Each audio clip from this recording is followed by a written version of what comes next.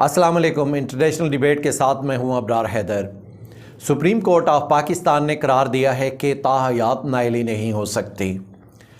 General Bajwa ने America का इंतहाई कामयाब दौरा किया है। ट्विटर हैश के मुताबिक फसादन लंदन को चली। गुज़श्ता अक्टूबर में महंगाई की शरह 9% थी, आज 27% से ऊपर जा चुकी है। आज हम इन्हीं मौज़ूआत पे बात करेंगे। सुप्रीम कोर्ट ऑफ पाकिस्तान में एक इंतहाई अहम मुकदमा फैसल वाडा से मुतल्लिक चल रहा है। चूँकि फैसल वाडा को ताहयात नाइली की सज़ा दी गई थी। सुप्रीम कोर्ट में जो मुअज़्ज़ज़ जज साहिबान हैं, आज उन्होंने ये कहा है कि ताहयात नाइली सिर्फ सादिक और अमीन के मामले में दी जा सकती है, उसके अलावा दीगर जो मुकदमात हैं उनमें ताहयात नाइली नहीं बनती। अब इसमें एक और बड़ा अहम नुक्ता सामने आ चुका है, वो ये था कि मरियम नवाज़ साहिबा इस वक्त अपने वालिद मोहतरम के पास लंदन तशरीफ़ ले जा चुकी हुई हैं। उनका ये ख्याल था कि वो मियाँ मोहम्मद नवाज़ शरीफ को वापस पाकिस्तान अपने साथ लाएंगी, और चूँकि इस वक्त ये अमूमी तासर है कि एक डील हो चुकी हुई है जिसमें शरीफ फैमिली को हर जगह से बरी किया जा रहा है, और शरीफ फैमिली को जिन पे वज़ीर आज़म जिन पे फ़र्द जुर्म आयद होना थी एक दिन कबल और उन्हें वज़ीर आज़म बनाया गया, तो शरीफ फैमिली को एक मॉडल के तौर पे पाकिस्तान में दोबारा लॉन्च किया जा रहा है। तो मियाँ नवाज़ शरीफ को वापस ला के उन्हें इंतखाबी मुहिम में हिस्सा लेने के लिए पूरा मैदान दिया जाएगा, और वो जेल भी नहीं जाएंगे और वो कोर्ट भी नहीं जाएंगे, बिल्कुल उसी तरह से जैसे कि इसहाक डार नहीं गए। अब एक अहम यहाँ पे सवाल पैदा हो चुका हुआ है कि मियाँ नवाज़ शरीफ सादिक और अमीन न होने की वजह से उन्हें ताहयात नाइली की सज़ा दी गई थी। आज जब वो वापस आएंगे तो क्या हमारी अदालतें, ऐसा सोचा भी जा सकता है कि हमारी अदालतें सरेंडर कर जाएंगी? वो ये नहीं पूछेंगी कि आपको सज़ा हुई है, आपने यहाँ से झूठा बयान अल्फी दिया, झूठे कागजात मैनेज किए और आप लंदन चले गए और वहाँ पे आप बिल्कुल ठीक हो गए। जाते ही तो हमें बताया गया था पाकिस्तान में कि आप वहाँ पे इलाज करवा रहे हैं, लेकिन आपने वहाँ बैठ के सियासत की। तो आज आप जब वापस आ रहे हैं, वापस आ चुके हैं, तो आपको थोड़ी सी देर के लिए जेल जाना होगा। अब क्या मियाँ नवाज़ शरीफ इस उम्र के इस हिस्से में और पुरतयश ज़िंदगी गुजारने के बाद आके जेल में जाना पसंद फरमाएंगे? अगर वो जेल में जाना पसंद नहीं फरमाएंगे तो डील करने वालों से कहीं कुछ गलती नहीं होगी कि वो अगर उन्हें वापस लाएंगे और जेल वो नहीं जा सकेंगे, तो ये सवाल फिर खड़ा हो जाएगा कि ये जो अदलिया है या पूरा निज़ाम अदल है, इसकी माशरे में उसके बाद अहमियत क्या रह जाएगी अगर नवाज़ शरीफ जेल नहीं जाएंगे। और सुप्रीम कोर्ट अभी इकरार दे रही है कि फैसल वाडा के बारे में वो कह रहे हैं उनसे बदयांती ज़रूर हुई है, लेकिन ये बदयांती ताहयात नाइली पे नहीं जाएगी या नहीं जा सकती।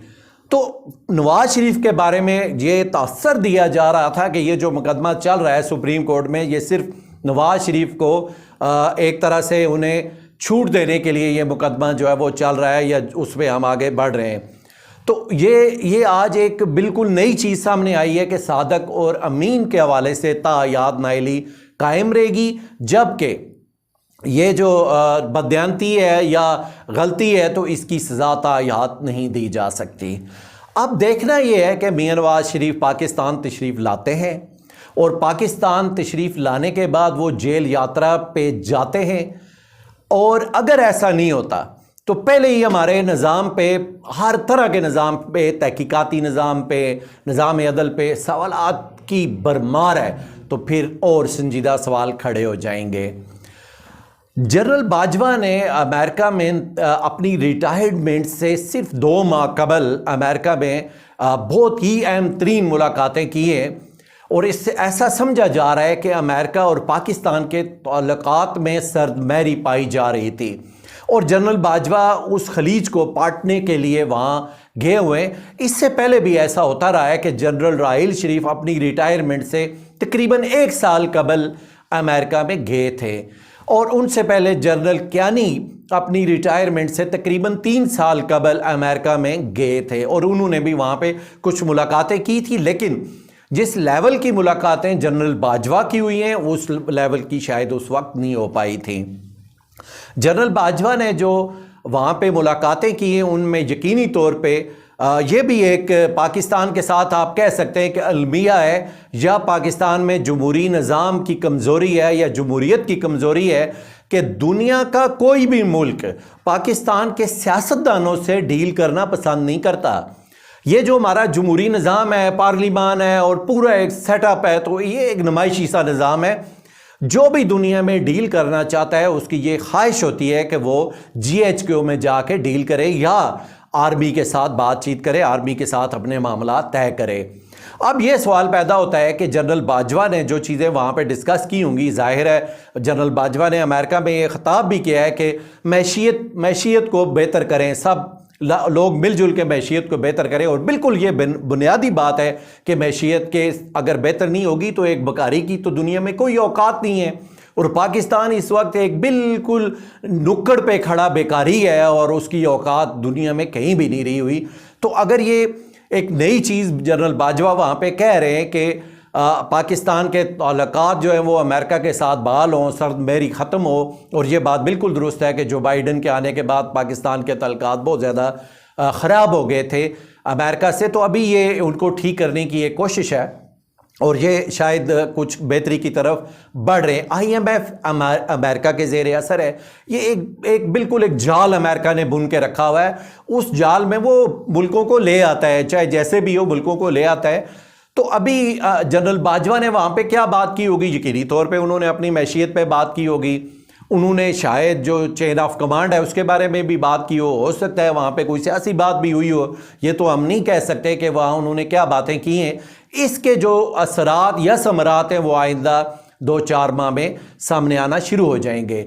یہ بھی سمجھا جا رہا ہے کہ جو نئے chief of the army staff آنے والے تھے ان کو بات کرنی چاہیے تھی، لیکن پاکستان کی جو معاشی صورتحال ہے اس میں میرا خیال ہے کہ ایک لمحہ بھی غفلت یا کوتاہی نہیں کی جا سکتی، چونکہ معاشی صورتحال انتہائی مخدوش ہے۔ یہ جو ہمیں اشاریے نظر آئے ہیں ابھی، ڈالر نیچے آنا اور اس طرح کی چیزیں، یہ مارکیٹ نئے آنے والے بندے کو خوش آمدید کہتی ہے، لیکن وہ تقریباً 2 سے 3 ماہ تک ہوتا ہے، 3 ماہ بعد پھر مارکیٹ اپنی اصل صورتحال پہ چلی جاتی ہے، اور وہ صورتحال وہی ہوتی ہے کہ ڈالر اوپر جا رہا ہوتا ہے اور سٹاک مارکیٹ نیچے آ رہی ہوتی ہے۔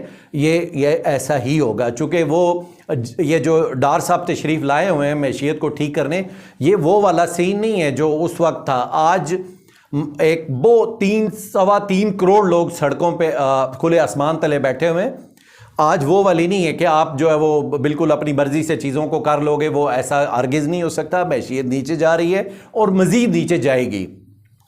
ابھی یہ اس کے کوئی اچھے اگر ثمرات آ سکتے ہیں، IMF جو ہے وہ شرائط نرم کر سکتا ہے، تو وہ شاید جنرل باجوہ نے اس پہ بات کی ہوگی۔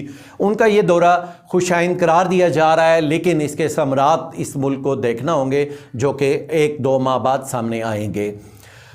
اب پاکستان میں اس وقت جو سب سے بڑی ایک خلق خدا پہ مصیبت ٹوٹی ہوئی ہے وہ ہے مہنگائی۔ عمران خان کو اتارا گیا تھا کہ مہنگائی جو ہے وہ ناقابل برداشت ہو رہی ہے۔